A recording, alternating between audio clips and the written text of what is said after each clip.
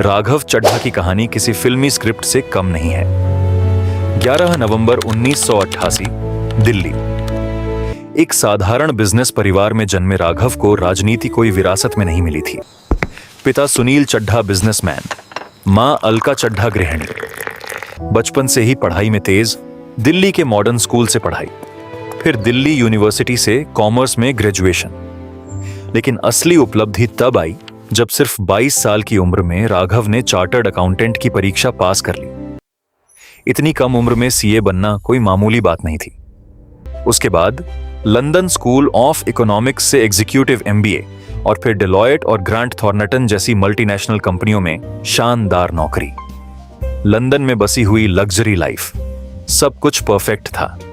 लेकिन 2011 में वह आंदोलन आया जिसने पूरे देश को हिलाकर रख दिया था। अन्ना हजारे के नेतृत्व में रामलीला मैदान में भ्रष्टाचार के खिलाफ जनक्रांति।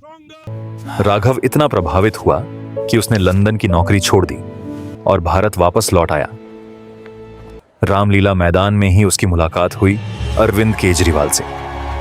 केजरीवाल ने इस युवा सीए की प्रतिभा देखी और कहा, दिल्ली लोकपाल बिल का मसौदा तैयार करो। 23 साल की उम्र में राघव ने वह काम कर दिखाया। यहीं से शुरू हुआ आम आदमी पार्टी के साथ उसका सफर। 2012 में जब केजरीवाल ने एएपी की स्थापना की तो राघव उन पहले चुनिंदा लोगों में शामिल था जिन्होंने पार्टी की नींव रखी थी। वह पार्टी के सबसे युवा चेहरों में से एक बन गया। 2015 का साल दिल्ली की राजनीति में ऐतिहासिक था। एएपी ने 70 में से 67 सीटों पर जीत दर्ज की। इस ऐतिहासिक जीत के बाद सिर्फ 26 साल की उम्र में राघव चड्ढा को एएपी का राष्ट्रीय कोषाध्यक्ष बना दिया गया।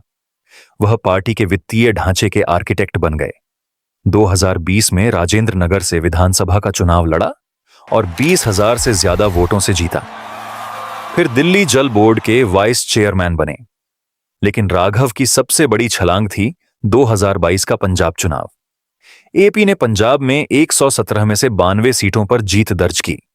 यह लैंडस्लाइड विक्ट्री थी और इस जीत के पीछे जो रणनीतिकार था वह था राघव चड्ढा। पंजाब से वह राज्यसभा के लिए चुन लिए गए। वह राज्यसभा के सबसे युवा सांसद बने। राज्यसभा में राघव ने अपनी दमदार वकालत से सबको प्रभावित किया। युवाओं के मुद्दों पर उनके संसदीय भाषण सोशल मीडिया पर वायरल होते थे।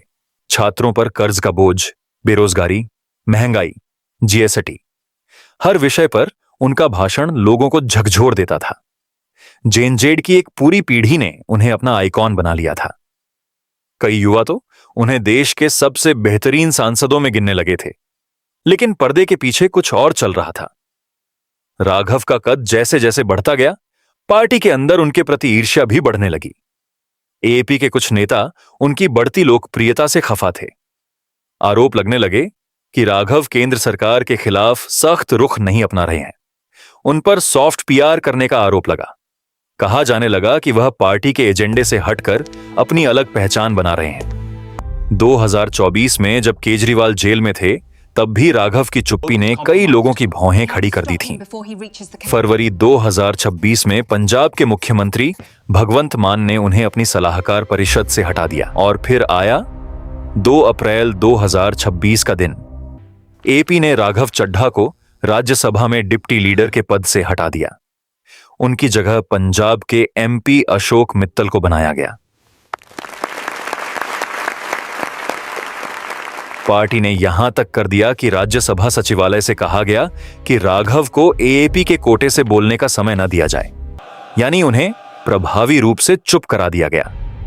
इस अपमान के बाद राघव ने चुप्पी तोड़ी। उन्होंने एक वीडियो जारी किया जिसका नाम था साइलेंस्ड नॉट डिफीटेड। कहा, जब भी मुझे संसद में बोलने का मौका मिला मैंने जनता के मुद्दे उठाए। क्या सार्वजनिक मुद्दे उठाना अपराध है? इस वीडियो ने सोशल मीडिया पर टहलका मचा दिया। उन्होंने एक और पोस्ट डाली जिसमें किताब द 48 लॉज ऑफ पावर के एक अध्याय का हवाला दिया। नेवर आउटशाइन द मास्टर, यानी अपने मालिक से कभी भी ज्यादा चमकने मत। यह साफ संकेत था कि राघव का अपराध सिर्फ इतना था कि वह पार्टी के अंदर बहुत बड़ा हो गया था। और फिर वह धमाका हुआ 24 अप्रैल 2026 को। राघव चड्ढा ने एपी का दामन छोड़ दिया। उनके साथ 7 और राज्यसभा सांसदों ने भी पार्टी छोड़ दी। इनमें संदीप पाठक, अशोक मित्तल, हरभजन सिंह, स्वाति मालीवाल जैसे बड़े नाम थे। राघव ने एंटी डिफेक्शन लॉ का सहारा लेते हुए दावा किया कि आईएपी के 10 राज्यसभा सांसदों में से 7 उनके साथ हैं। अगले ही दिन वह बीजेपी में शामिल हो गए। अपने प्रेस कॉन्फ्रेंस में उन्होंने कहा, मैंने इस पार्टी को अपने खून और पसीने से सींचा है, लेकिन जब स्वराज के मिशन की जगह व्यक्तिगत अहम ने ले ली तो एक सिपाही को नया मैदान तलाशना पड़ता है। राघव के इस कदम ने एएपी की कमर तोड़ दी। राज्यसभा में एएपी के पास अब केवल 3 सांसद बचे हैं। यह एएपी के इतिहास की सबसे बड़ी धोखाधड़ी थी। आज राघव चड्ढा की उम्र सिर्फ 37 साल है। वह उस पार्टी के संस्थापक सदस्य थे जिसने दिल्ली में 67 सीटें जीती। उसी पार्टी के अंदर उनका गला घोंटा गया और आज वह बीजेपी के सबसे बड़े युवा चेहरों में से एक हैं। राघव की कहानी सिर्फ दलबदल की नहीं है। यह कहानी है एक युवा की जिसने लंदन की नौकरी छोड़ी, जो सीए से सांसद बना और जिसे उसकी अपनी पार्टी ने धोखा दिया। लेकिन असली सवाल है, क्या राघव चड्ढा सच में एएपी के सिद्धांतों से मोहभंग हो गए थे, या यह सब एक तयशुदा साजिश थी? क्या उनकी बढ़ती लोकप्रियता केजरीवाल के लिए बर्दाश्त से बाहर हो गई थी? और सबसे बड़ा सवाल, आगे क्या? क्या राघव अब बीजेपी के साथ मिलकर दिल्ली या पंजाब की सत्ता पर कब्जा करेंगे या अपनी अलग पार्टी बनाएंगे?